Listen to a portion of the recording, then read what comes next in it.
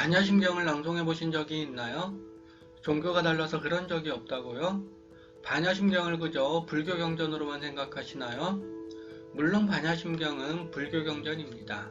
반야심경을 읽어보지 않은 사람도 반야심경이라는 말을 들어보았을 겁니다. 기독교 경전인 성경처럼 말이지요. 하지만 반야심경을 그저 불교를 전전하는 경전으로만 받아들여서는 안 됩니다.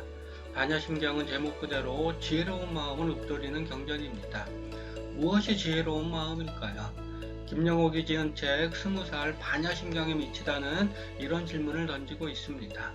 지혜로운 마음을 알면 깨달음에 이르는 길이 조금이나마 보인다는 말이기도 하겠지요. 광막한 깨달음의 세계를 말하는 반야심경의 드넓은 세계로 들어갈 준비가 되셨나요? 동양 철학자 김영옥은 20살에 반야심경에 흠뻑 빠졌답니다. 20살 때 그는 광덕사 해우소에서 반야심경을 만났다고 하네요. 해우소에 미식개로 널린 종이들의 반야심경이 적혀 있었답니다. 그것을 읽자마자 그는 광막한 사유의 세계, 곧 전 우주가 의식 속에서 기발한 춤을 추는 엄청난 충격에 빠졌습니다. 묘하게도 그는 불교경적인 반야심경을 읽고 불교의 모든 논리를 근본에서부터 파괴하는 반불교를 느꼈습니다. 이를테면 불교는 고진멸도를 말합니다. 그런데 반야심경에는 무고진멸도라는 말이 나와 있습니다. 고진멸도를 말하면서 고진멸도는 없다는 이상한 논리가 성립하는 것이지요. 20살 청년은 거의 3개월 동안 반야심경을 읽고 연구했습니다. 동시에 아무도 없는 별당에 앉아 하루 내내 용맹정진을 했습니다. 어느 밤 청년은 잊지 못할 신비 체험을 하게 됩니다. 밤 늦게까지 쌍가부좌를 틀고 정진을 하는데 갑자기 몸이 그대로 붕 뜨는 것이었습니다. 부처님 얼굴까지 올라가서 살아 움직이는 부처님과 대화를 했습니다. 믿기 어렵다고요? 믿고 말고의 문제가 아닙니다. 사람마다 깨달음의 경지가 다를 수밖에 없으니까요. 그 마음 그대로 법당을 하던 청년의 귀에 저편산 속에서 소쩍대 울음소리가 들려왔습니다. 청년은 소쩍대가 제 가슴 속에서 운다고 느꼈습니다. 나와 사물의 경계가 사라지는 경험을 한 것이지요. 반야심경에 나오는 색즉시공 공즉시색의 경지란 바로 이것을 말합니다. 색이 곧 공이고 공이 곧 색이 되는 원리는 나와 사물을 분별하지 않는 자리에서 비롯되는 것이니까요. 20살 반야심경에 미치다라는 책의 제목은 이리 보면 반야심경에 미쳐 반야심경에 이르는 과정을 표현한 것이라고 할 수 있겠습니다. 불교를 억압하고 유교를 숭상하는 정책을 폈던 조선시대에도 불교의 명맥은 뛰어난 스님들을 통해 이어져 내려왔습니다. 김영옥은 이 책에서 서산대사 휴정, 사명대사 유정, 경허선사를 중점적으로 다루고 있습니다. 임진왜란 때 승병을 일으켜 왜적과 싸울 만큼 휴정과 유정은 불교의 교리에 연연하지 않았습니다. 지은이의 말 맞다나 선종의 교리로 본다면 죽이는 자나 죽임을 당하는 자나 모두 공일 뿐 오직 더 큰 살상을 막는 헌신이 있을 뿐이니까요. 전쟁이 일어나면 수많은 민중이 살해를 당합니다. 죽어나가는 민중들을 앞에 놓고 불살생을 논하는 것이 과연 옳은 일일까요? 서산의 맥은 조선조 말기에 이르러 경허 송동옥으로 이어집니다. 어린 경허는 박처사라는 사람에게 체계적인 문자 수업을 받았습니다. 사서삼경은 물론 역사서 도가경전까지 두루 공부한 것입니다. 경허는 선사로 알려졌지만 사실 그는 누구보다 경전에 대한 지식 수준이 높은 스님이기도 했습니다. 한자로 된 불경을 이해하려면 한문 실력이 높아야 합니다. 경허는 뛰어난 한문 실력이 뒷받침된 단단한 학식으로 한 시대를 풍미한 스님이 되었습니다. 동학자의 강백으로 이름을 떨친 경허는 31살이 된 1879년 스승인 개허 스님을 뵙기 위해 동학사를 나섰습니다. 동학사에 들어간 지 17년 만이었습니다.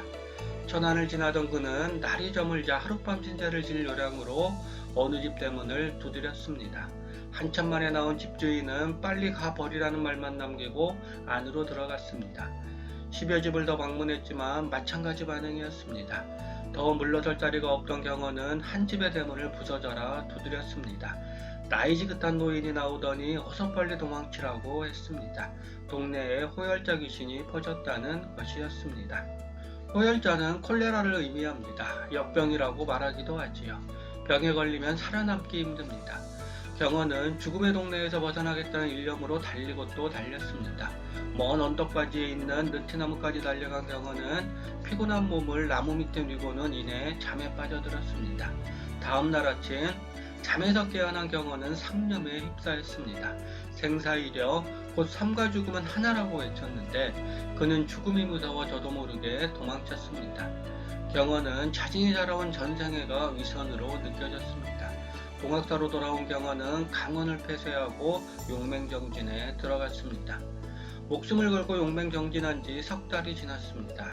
삼위승인 원규가 이진사에게 들은 천비공처가 없는 소를 선방에 틀어박혀 용맹정진하는 경어에게 물었습니다. 이 말을 듣자마자 경어는 문짝을 발로 차고 미친듯이 춤을 추며 웃었습니다. 이후로 경어는 새로운 법명을 지었습니다. 깨달은 소를 의미하는 성우였습니다. 동시에 맑디 맑은 빈 거울이라는 뜻을 지닌 경어를 보포로 지었습니다. 완전히 새로운 사람으로 태어난 것이지요. 경어를 깨달음에 이르게 한 천비공처가 없는 소는 무슨 뜻일까요? 지은이는 이를 콧구멍이 없는 소가 아니라 콧뚜레가 없는 소로 해석합니다. 소가 되어도 곱비 없는 소가 되라는 말로 푼 것이지요. 경어는 무사지인 곧 세속적인 일에 얽매이지 않는 자유인으로 이 말을 받아들입니다. 무사지인은 모든 것을 내려놓은 사람입니다. 방아착이라고도 하지요. 여인을 등에 업고 개울을 건넌 경어의 이야기는 바로 이 상황을 담고 있다고 할 수 있겠습니다.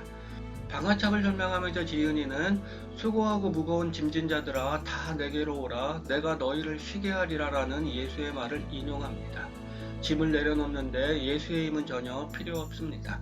스스로 그냥 내려놓으면 됩니다. 지금 이곳의 기독교인들은 예수를 믿는다고 하면서도 정작 예수처럼 방아착을 하지 않으려고 합니다.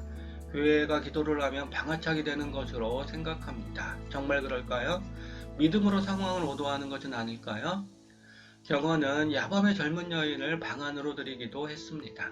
제자인 망공이 만류에도 경어는 방 근처에 아무도 들이지 말라는 말만 반복할 뿐이었습니다. 주지스님이 크게 노했고 대중들 마음도 크게 흔들렸습니다.